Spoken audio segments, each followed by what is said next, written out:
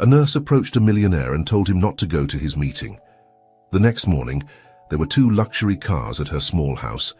The sun filtered through the blinds of the luxurious private hospital, illuminating the room where Andrew Miller, the telecommunications magnate, was preparing to be discharged.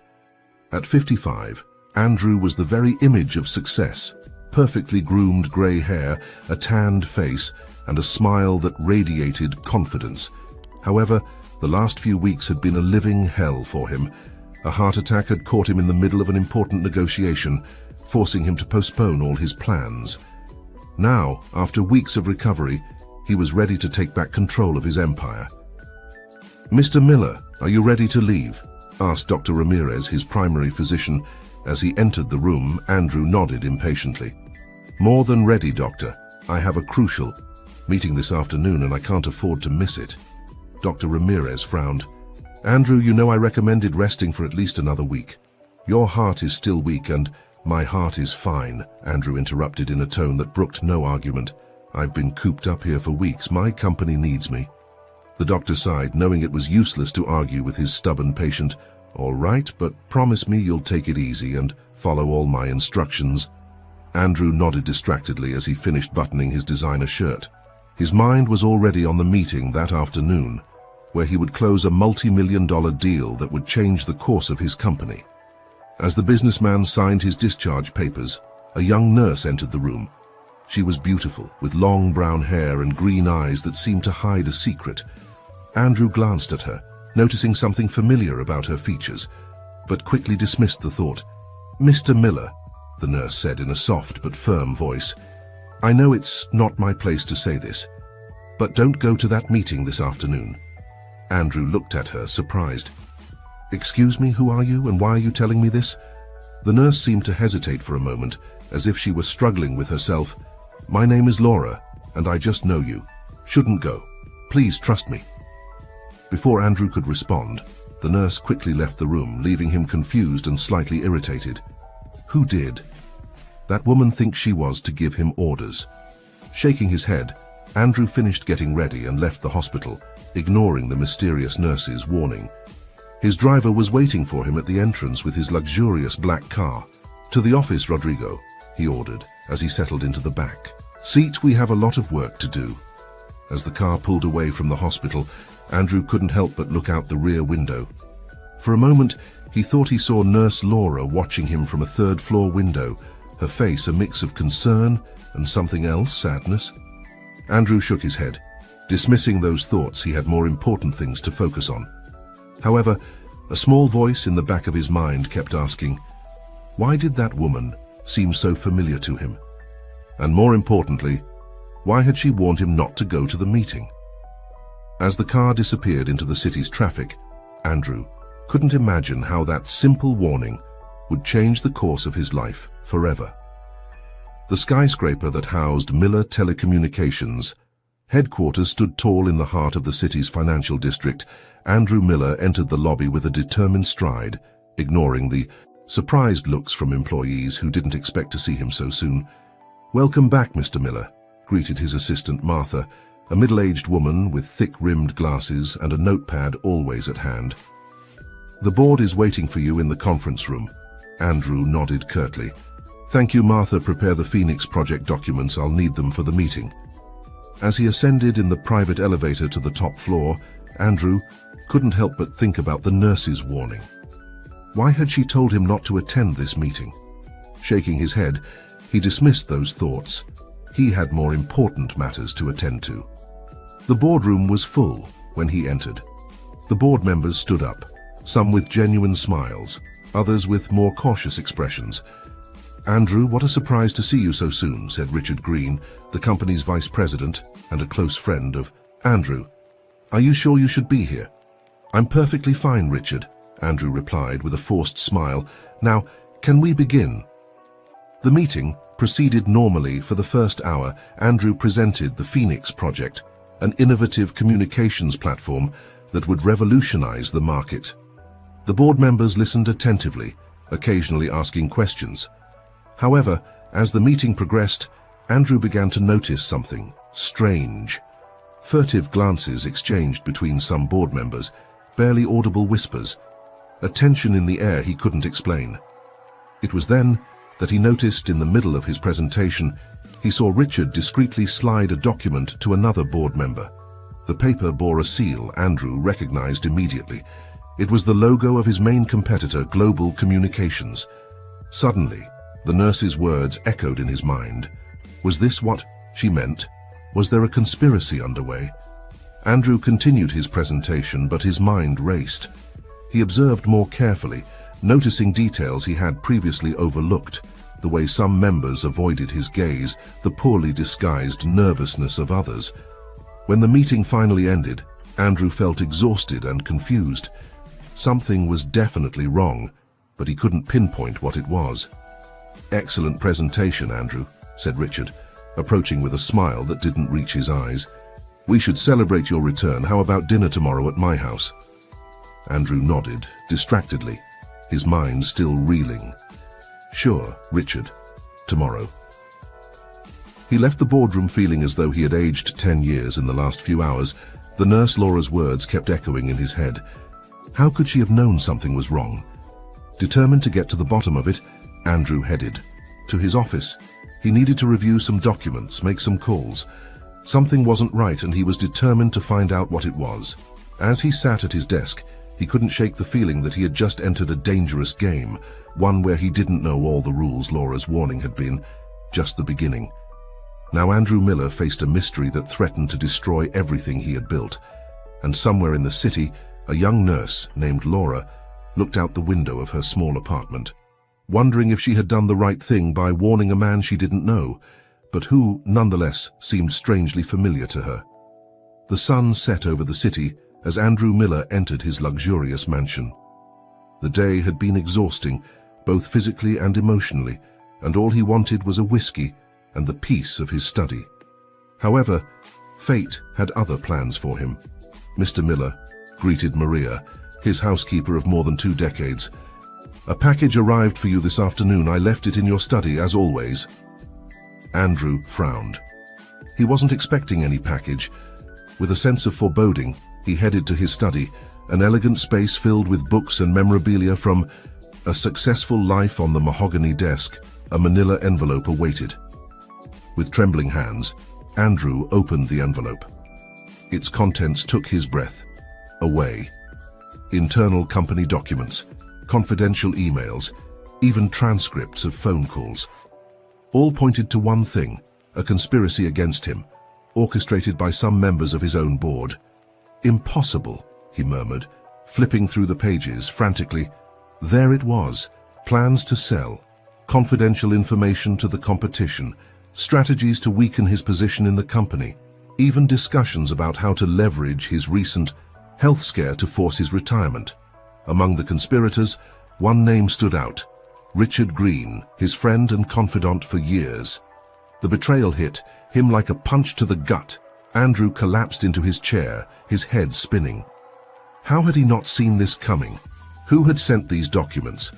And then, like a bolt of lightning, he remembered. The nurse, Laura. She had tried to warn him. Without a second thought, Andrew picked up his phone and called the hospital. "Good evening. I need to speak with a nurse named Laura," he said urgently. "She worked on my floor when I was admitted." There was a pause on the other end of the line. "I'm sorry, sir, but we don't have any nurse named Laura that matches that description." Andrew felt the ground give way beneath him. Who was that woman really? And why had she risked warning him?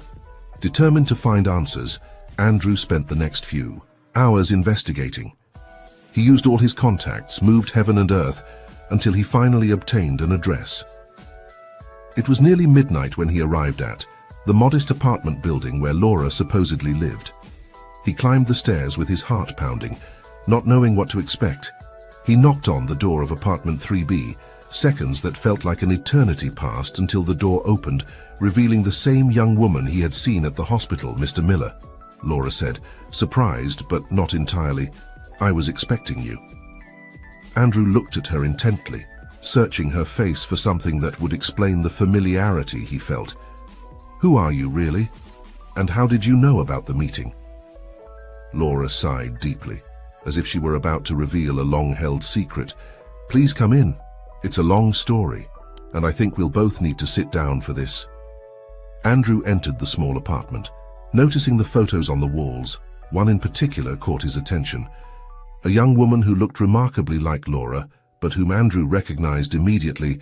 "That's," he began, unable to finish the sentence. "My mother," Laura completed, "and your ex-girlfriend, Carmen Davis." Andrew felt the world stop. Carmen, his first love, the woman he thought had died more than 2 decades ago. And in front of him, a young woman who was her spitting image. I am her daughter," Laura said, her voice trembling. "And you, Andrew Miller, are my father." The silence that followed that revelation was deafening. Andrew looked at Laura, seeing for the first time the features she had inherited from him. The shape of her nose, the determination in her eyes, everything fit, and yet nothing made sense. But how? He finally managed to say, "Carmen died 22 years ago. I attended her funeral myself." Laura shook her head. "That's what my grandmother wanted you to believe. The truth is much more complicated, and I'm afraid it is connected to the conspiracy you are facing now." Andrew sat down, feeling the weight of the revelations crushing him. His world, which he believed to be so solid and controlled, was falling apart before his eyes. "Tell me everything," he said finally, bracing himself for a story that would change his life forever. And as Laura began to unravel the secrets of the past, outside in the city streets, shadows moved. The conspiracy against Andrew Miller was in full swing, and no one could foresee the consequences it would have for everyone involved. Laura's small apartment became the setting for a story that seemed straight out of a novel. Andrew listened, astonished, as his newly discovered daughter unraveled the secrets of the past. "My grandmother, Eleanor Davis, never approved of your relationship with my mother," began Laura, her green eyes shining with a mixture of sadness and determination. "She believed you would ruin Carmen's life, that you would take her away from her dreams of becoming a doctor." Andrew nodded slowly, remembering Eleanor's cold looks and cutting comments. "She never liked me, but to go so far as to fake her own daughter's death," Laura continued. "When my mother became pregnant, Eleanor saw her opportunity. She convinced Mom that you had abandoned her, that you had left with another woman. At the same time, she made you believe that she had died in an accident." Andrew stood up abruptly, unable to contain his indignation. "That's impossible. I loved Carmen. I would never have abandoned her. And her death, I was at her funeral. I saw her body. A body you never saw up close," Laura interrupted gently. "Grandmother Eleanor arranged everything. The closed casket, the false witnesses, even forged documents. She was a woman with many contacts and resources." Andrew ran a hand over his face, trying to comprehend the magnitude of the lie that had defined the last 22 years of his life. And Carmen, how could she believe that I would abandon her? Laura pulled a box from under the sofa and extracted a bundle of letters tied with a faded ribbon. Grandmother intercepted all communication. "Look, these are the letters you wrote to Mom after her supposed death. Letters she never received." With trembling hands, Andrew took the letters. He recognized his own handwriting, younger and desperate, declaring his eternal love to a woman he believed lost forever. "Your mother. Where is she now?" he asked, fearing the answer. Laura lowered her gaze. "Mom died 5 years ago, cancer. In her final days, she told me everything and asked me to find you. But by then, you were already a powerful and unreachable man. It took me years to gather the courage to approach you." Andrew felt his heart break for the second time. He had lost Carmen twice, once to a lie and once to the cruel fate. "And how did you know about the conspiracy in my company?" he asked, suddenly remembering the original reason for his visit. Laura smiled sadly. "That was almost by accident. I got a job at the hospital, hoping to have the opportunity to meet you. One day, I overheard Richard Green talking on the phone in the hallway. He mentioned plans to get rid of Andrew and take advantage of your convalescence. I didn't know the details, but I knew I had to warn you." Andrew sank into the sofa, overwhelmed by the revelations. His mind was a whirlwind of emotions. Pain from Losing Carmen, anger towards Eleanor, confusion over Richard's betrayal, and a strange mix of joy and fear over Laura's existence. "There's something else you need to know," Laura said, pulling a flash drive from her pocket. "After overhearing Richard, I did some investigating on my own. Here are the conspiracy's details, emails, recordings. I believe they plan to sell the company behind your back." Andrew took the flash drive, feeling its weight as if it were a bomb about to explode. "Laura, I don't know what to say. You've risked so much to help me, to tell me the truth." Laura approached timidly and, for the first time, took Andrew's hand. "You're my father. Despite everything, somehow I always knew, and now that I've found you, I don't intend to lose you again." Andrew looked into his daughter's eyes, seeing in them the reflection of the woman he once loved and of himself. In that moment he made a decision. "We'll face this together," he said with determination. "Let's expose this conspiracy, and then we'll have time to get to know each other, to be the family we were robbed of." Laura smiled, her eyes shining with unshed tears. "That sounds perfect, Dad." That word, so simple yet so powerful, sealed a pact between father and daughter. As the night advanced, they delved into the documents and evidence, crafting a plan to confront the conspirators. What neither of them knew was that at that very moment, Richard Green and his accomplices were accelerating their plans.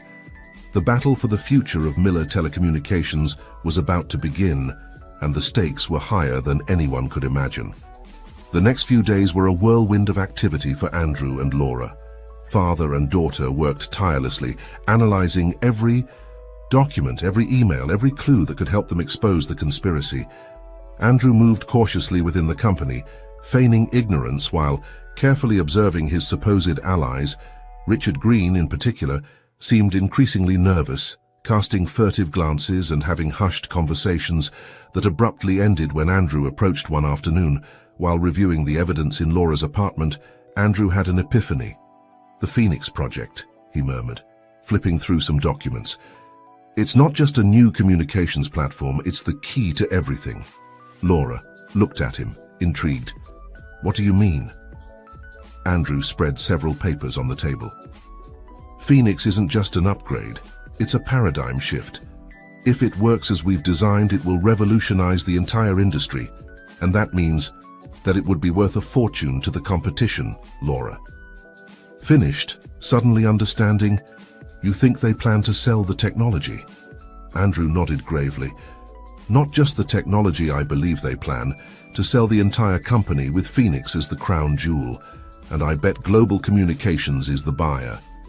With this new perspective, father and daughter redoubled their efforts, Laura, using her considerable computer skills, which Andrew discovered with pride, managed to access encrypted emails that confirmed their suspicions. "Look at this," said Laura one night, pointing to her screen. "They've scheduled a secret meeting for 3 days from now. All the conspirators will be there, including the CEO of Global Communications." Andrew smiled for the first time in days. "Perfect, that's where we'll catch them." The plan they devised was risky, but potentially devastating for the conspirators. Andrew would announce a surprise press conference coinciding with the secret meeting. Meanwhile, Laura would infiltrate the meeting location to obtain definitive proof. The night before the operation, Andrew and Laura had dinner together at the Miller mansion. It was the first time Laura visited her father's home, and she couldn't help but feel overwhelmed by the opulence surrounding her. "You know," said Andrew while serving the wine, "I never thought I would feel the joy of sharing a family meal here again. Thank you, Laura, for giving me that back." Laura smiled, touched.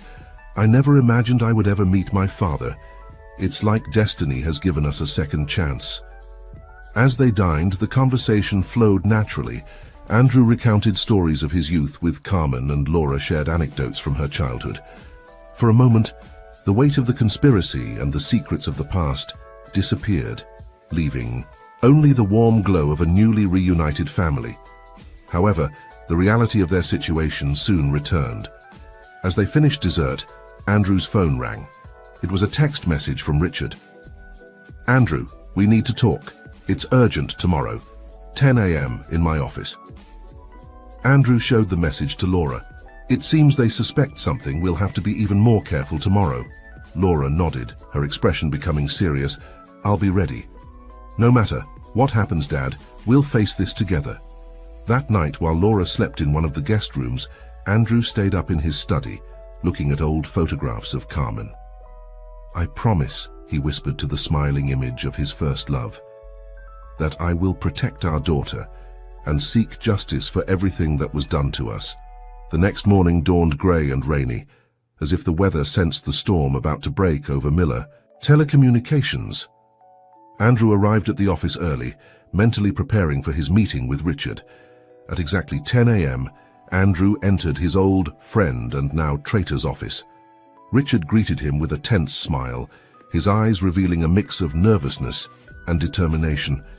Andrew, I'm glad you came, Richard began, offering him a seat. There is something important we need to discuss. Andrew sat down, maintaining a neutral expression. I'm listening, Richard. Richard cleared his throat. You see, some of the board members and I have been considering the company's future. Given your recent health issue, we believe it might be the right time to consider new directions. New directions? Andrew asked, feigning ignorance. What exactly do you have in mind? Richard leaned forward, lowering his voice. We've received a buyout offer, Andrew. A very generous offer from Global Communications. I think we should seriously consider it. Andrew felt the anger boiling inside him but kept his composure. Interesting. And I suppose this offer includes the Phoenix project? Richard blinked, surprised by the direct mention of the project. Well, yes, in fact, Phoenix is a significant part of the negotiation. I see, said Andrew, standing up slowly. Thank you for sharing this with me, Richard. I'll consider it carefully.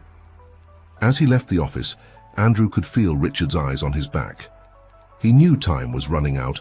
The counterattack had to start now.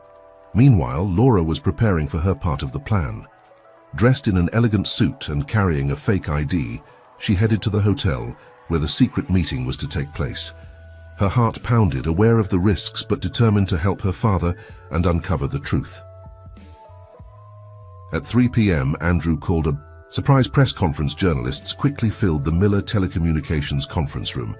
Intrigued by the sudden announcement, "Ladies and gentlemen," Andrew began, his voice firm and determined, "I've gathered you here today to make an important announcement about the future of our company." At that very moment, in a suite at the Ritz Hotel, Laura managed to infiltrate the secret meeting, posing as an assistant. With a hidden device, she began recording the incriminating conversation between the conspirators and the Global Communications executives. Back at the press conference, Andrew continued, "In recent days, I have uncovered a plot within our own company. A group of individuals, including some of our board members, have been conspiring to sell Miller Telecommunications to our main competitor, Global Communications." A murmur of astonishment swept through. The room camera flashes fired rapidly as Andrew revealed the conspiracy details, presenting irrefutable evidence. At the hotel, Laura listened in horror as the conspirators discussed the final details of the sale, unaware that Andrew was exposing their plans at that very moment. "And now," Andrew said, reaching the climax of his presentation, "I have live proof of this conspiracy. At this moment, the traitors are meeting at the Ritz Hotel, closing the deal with Global Communications." With a dramatic gesture, Andrew activated a giant screen behind him. To the astonishment of everyone present, a live feed from the hotel suite appeared, clearly showing Richard Green and other board members in the midst of negotiations with Global Communications executives. The room erupted into chaos with questions and exclamations. Andrew, with a calm that belied the emotional storm, inside him concluded, "As you can see, we have unmasked this betrayal. Effective immediately, all those involved are suspended from their positions and will face the legal consequences of their actions." As journalists clamored for more answers, Andrew saw Laura enter the room discreetly, nodding to confirm that the mission had been a success. Father and daughter exchanged a look of triumph and relief. The conspiracy had been dismantled, but for Andrew and Laura, this was only the beginning. Now they would have to face the consequences of their actions and, more importantly, start building the family relationship that had been denied to them for so long. The days following the explosive press conference were a whirlwind of activity. Miller Telecommunications was plunged into chaos as internal and external investigations took place. Richard Green and the other conspirators were arrested, and the media couldn't stop talking about the scandal. Andrew, for his part, found himself in the eye of the storm. Between emergency meetings with the board, interviews with investigators, and press conferences, he barely had time to breathe. However, in every free moment, his thoughts returned to Laura and the incredible series of events that had brought them together. A week after the incident, Andrew finally managed to take a break. He invited Laura to dinner at his mansion, determined to spend time with his newly discovered daughter, away from the chaos of the outside world. As they dined in the luxurious dining room, Andrew couldn't help but notice how much Laura resembled Carmen. The way she tilted her head when she was thoughtful, the spark of determination in her eyes, even her laugh, everything reminded him of the woman he had loved so many years ago. "You know," Andrew said, breaking a comfortable silence, "I still find it hard to believe you're here, that you're real." Laura smiled, a little shyly. "I find it hard to believe too sometimes. For years, I imagined what it would be like to meet you, but the reality, it's so much better than I ever dreamed." Andrew felt a lump form in his throat. "Laura, I want you to know that I'm deeply sorry I wasn't there for you all these years. If I had known—" "It wasn't your fault," Laura interrupted gently. "We were victims of circumstances and the actions of others. What's important is that we're here now, together." Andrew nodded, grateful for his daughter's understanding. "You're right. And I promise that, from now on, I will be here for you for whatever you need." The conversation flowed naturally after that. They talked about Laura's childhood, her nursing, studies, her dreams and aspirations. Andrew listened intently to every word, trying to make up for the lost years. Then Laura mentioned something that caught Andrew's attention. "You know," she said, playing with her dessert, "there's something I haven't told you about Grandma Eleanor." Andrew tensed at the mention of that name. "What is it?" Laura took a deep breath before continuing. "A few months ago, just before I decided to reach out to you, I received a letter from Grandma Eleanor." Andrew leaned forward, his curiosity piqued. "A letter? I thought she had died years ago." Laura shook her head. "That's what Mom and I thought too, but apparently Grandma has been alive all this time, living under a false name in South America." "What did the letter say?" Andrew asked, his voice tense. Laura pulled a crumpled envelope from her purse and handed it to her father. "I think you should read it yourself." With trembling hands, Andrew opened the envelope and began to read. "Dear Laura, if you are reading this, it means I have finally gathered the courage to face the mistakes of my past. I know I don't deserve your forgiveness, nor that of your mother, and certainly not that of Andrew. But before my time in this world ends, I feel I must explain my actions. More than 2 decades ago, I made the biggest mistake of my life by separating your parents. At the time, I believed I was protecting Carmen, but I was terribly wrong. As the years passed, I saw how my lie destroyed not only the happiness of Carmen and Andrew, but also yours, my dear granddaughter. The weight of this guilt has haunted me every day since recently. I learned of the conspiracy against Andrew and his company. Using my old contacts, I managed to obtain crucial information about Richard Green's plans and his accomplices. This information is included on a USB drive attached to this letter. I know this does not make up for the damage I have caused, but I hope it can serve to protect Andrew and perhaps open a path for you two to reunite.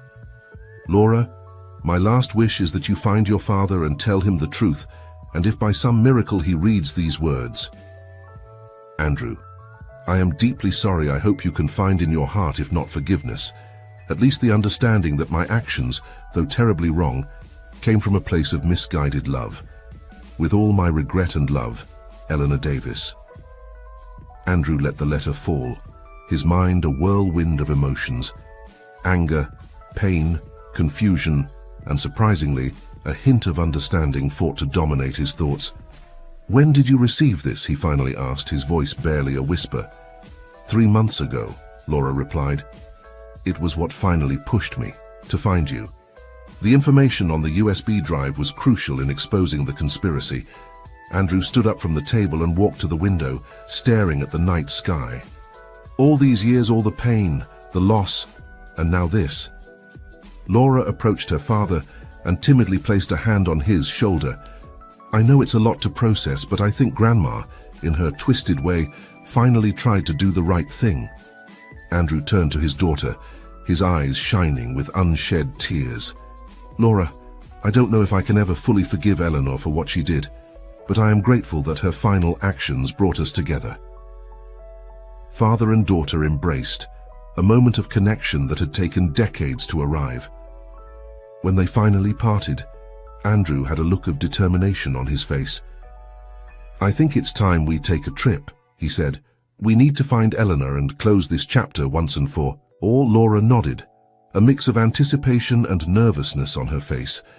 Are you sure you're ready to face her? Andrew took his daughter's hands in his. With you by my side, I'm ready to face anything. As they made plans for their trip to South America, neither of them could imagine the surprises that still awaited them.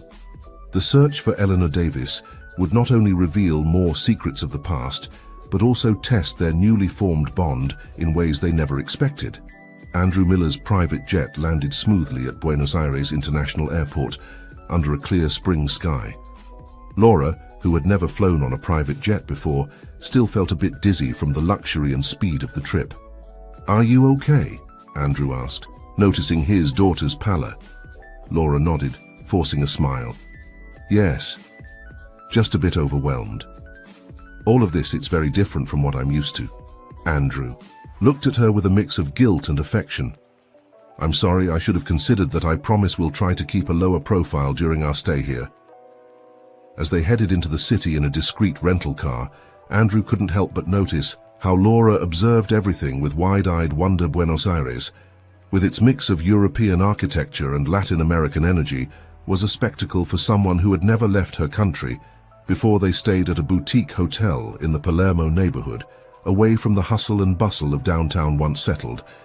They spread out all the documents they had about Eleanor on the dining table. The letter, the USB with the information, and the results of the private investigation Andrew had commissioned. According to this, Laura said, reviewing some papers, Grandma has been living under the name Eleanor Gomez in a small town outside the city. Andrew frowned. Why would she choose to live so close to a big city if she wanted to hide? Maybe, Laura reflected, part of her wanted to be found. The next day, father and daughter headed to the town indicated in the documents. It was a picturesque place with colonial houses and cobblestone streets. The locals looked at them with curiosity, unaccustomed to seeing outsiders. After asking around in several places, they finally arrived at a small house on the outskirts of town. The garden, though neglected, showed signs of having been beautiful once. With his heart pounding, Andrew knocked on the door. Moments that seemed like an eternity passed before they heard slow footsteps approaching. The door opened, revealing an older woman with white hair and a wrinkled face, but with eyes that still shone with intelligence. Eleanor Davis, or Elena Gomez as she now called herself, looked at them with a mix of surprise and resignation. I knew this day would come, she said in a tired voice. Come in, we have much to talk about. Once inside, seated in a modestly furnished living room, the silence became almost tangible. It was Eleanor who finally broke it. Andrew, she began, her voice trembling slightly, I know there are no words that can make up for the harm I've caused, but I want you to know that every day of the last 22 years, I've lived with the weight of my mistake. Andrew, who had imagined this moment thousands of times, found himself at a loss for words. It was Laura who spoke. Grandma, she said, her voice soft but firm. Why? Why keep the lie for so long? Eleanor closed her eyes, as if the weight of her actions was too much to bear. At first it was pride. I believed I was protecting Carmen, but over time it was fear. Fear of facing the consequences, fear of losing my daughter and granddaughter. And Mom? Laura asked. Did she never know the truth? Eleanor shook her head. Carmen discovered part of the truth shortly before she died. It was then that I exiled myself here. I couldn't face her pain, her disappointment. Andrew, who had remained silent, finally spoke. His voice was low, restrained, but filled with emotion. You took everything from us, Eleanor. Years we will never get back, moments we will never live. How could you be so selfish? Eleanor didn't try to defend herself. Silent tears ran down her cheeks. I don't expect your forgiveness, Andrew. I just wanted you to know the truth before it was too late. It was then that Eleanor slowly got up and walked to an old desk in the corner of the room. From one of the drawers, she pulled out a thick manila envelope. This, she said, handing it to Andrew, is everything I kept from you both over the years. Letters, photographs, newspaper clippings. I hope they can help you recover some of what you lost. Andrew took the envelope with trembling hands. Laura approached him, placing a supportive hand on his shoulder. As father and daughter began to explore the contents of the envelope, discovering fragments of a life that could have been, Eleanor watched them in silence. At that moment, all three understood that while the past couldn't be changed, the future was still unwritten. The visit to Eleanor had brought answers, but also new questions. Could Andrew and Laura truly forgive? How would this revelation affect their newly formed relationship? And more importantly, what would they do with the knowledge they now possessed? As the sun set over the small Argentine town, the Miller-Davis family faced an uncertain future, but one filled with possibilities. The flight back home was quiet. Both Andrew and Laura were lost in their thoughts, processing everything they had discovered in Argentina. The envelope Eleanor had given them rested between them, a bittersweet treasure of memories and lost possibilities. When they finally landed, it was night. The city lights shone like fallen stars, a reminder that life continued, indifferent to the personal dramas unfolding within it. Laura, Andrew said as they headed to the airport exit, I know it's been an intense trip. Would you like to stay at my house tonight? We could go through the envelope together. Laura nodded, grateful. I'd love that, Dad. That word, Dad, still sounded strange on her lips. But every time she said it, she felt another piece of her life's puzzle fall into place. Back at the Miller mansion, father and daughter settled in the cozy. Study Maria, the housekeeper, brought them tea and cookies before discreetly withdrawing, sensing the importance of the moment. With trembling hands, Andrew opened the envelope. The first thing he pulled out was a somewhat faded photograph. In it, a young Carmen smiled at the camera, her belly slightly swollen under a summer dress. That must be my mother when she was pregnant with me, Laura whispered, touching the image reverently. Andrew nodded, unable to speak. Seeing Carmen, young and radiant, knowing he had never been able to share those moments with her, broke his heart. They continued exploring the envelope's contents. Undelivered love letters, newspaper clippings about Andrew's business successes, even a small lock of blonde hair that could only belong to Laura as a baby. As the night wore on, father and daughter pieced together their family's story, filling in the gaps with each new piece of information. They laughed, cried, and slowly began to heal. When the sun started to rise on the horizon, Andrew and Laura found themselves sitting on the balcony, watching the sunrise. You know, Andrew said, breaking the comfortable silence, for years I thought my legacy would be Miller Telecommunications. I believed that was the most important thing I would leave in this world. But now... Now what?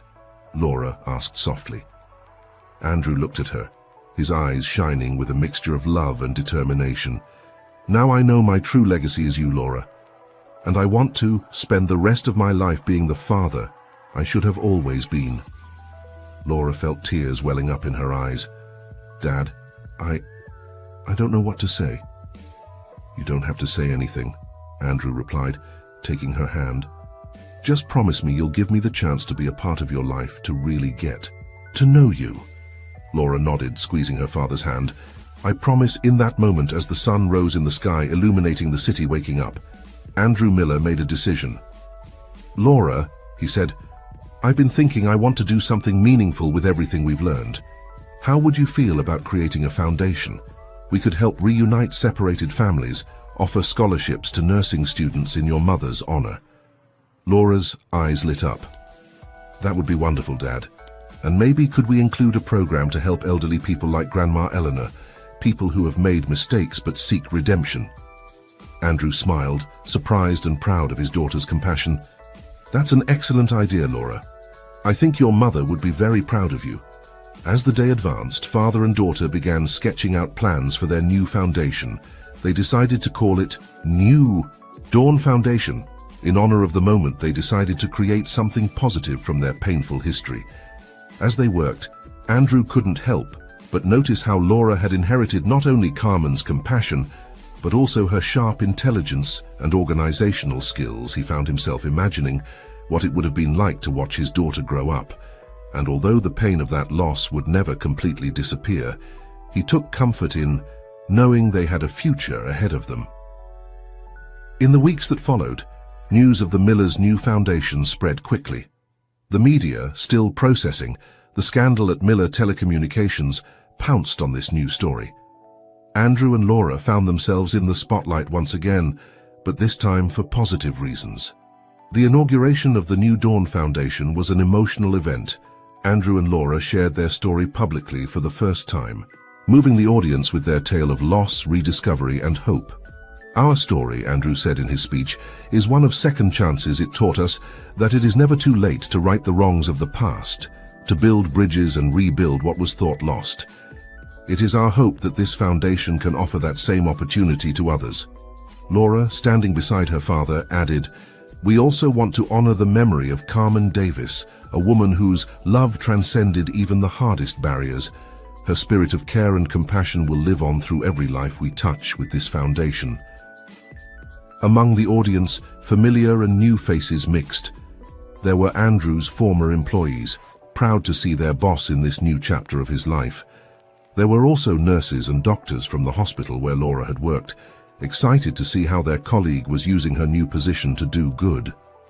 And in the last row, almost hidden among the crowd, a familiar figure watched everything with tears in her eyes. Eleanor Davis, who had traveled secretly from Argentina, watched with a mix of regret and pride how her granddaughter and the man she once separated from her daughter were united, creating something beautiful from the pain she had caused. When the ceremony ended and people began to disperse, Eleanor timidly approached Andrew and Laura. I didn't know if I would be welcome," she said with a trembling voice. "But I had to come. I had to see this with my own eyes." Laura was the first to react, hugging her grandmother tightly. "I'm glad you're here," she whispered. Andrew, after a moment of hesitation, extended his hand to Eleanor. "Thank you for coming," he said simply. It wasn't forgiveness, not yet, but it was a start. That night, as the city sank into darkness, Andrew found himself on the balcony of his mansion once more. Laura joined him, both contemplating the city lights in comfortable silence. "You know," Laura said finally, "Mom used to tell me that the stars are the souls of our loved ones, watching over us." Andrew smiled, his eyes shining with unshed tears. "Your mother was always a romantic, but I like to think she's right, that somehow she's here with us, watching what we've accomplished." "She is," Laura affirmed with conviction. I can feel her father and daughter remained silent for a moment longer, each lost in their thoughts. Finally, Andrew spoke. "Laura, I know I can't get back the years we lost, but I want you to know that no matter what happens, I'll always be here for you. You are the most important thing in my life." Laura rested her head on her father's shoulder. "I know, Dad, and you're the most important thing to me. I'm grateful that, despite everything, we found our way back to each other."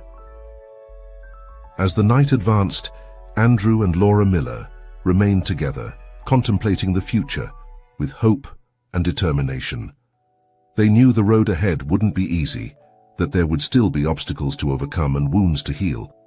But they also knew that as long as they had each other, they could face any challenge life threw at them. And somewhere, beyond the stars, Carmen Davis smiled, knowing that her love had triumphed over all adversity, finally uniting the family she had always dreamed of having.